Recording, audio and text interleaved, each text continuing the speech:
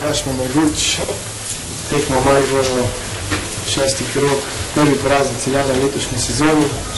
Kaj menite, da je bil ključni trenutek današnje tekme in vzroki za poraz? Videli smo, da nas čaka težko gostovanje. Že v prejšnji sezoni mislim, da smo zadnje 3 tekme smo izgubili z Mariborom. Danes smo dobro začeli, mogoče malce slabše končali prvi polčas.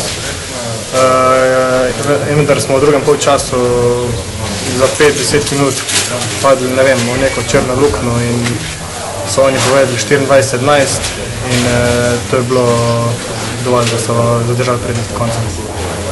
Upamo, da vas to ne bo preveč potrebno in da boste tega še močnejši. Tako da, kaj ne bo tudi naslednji teden v Celju?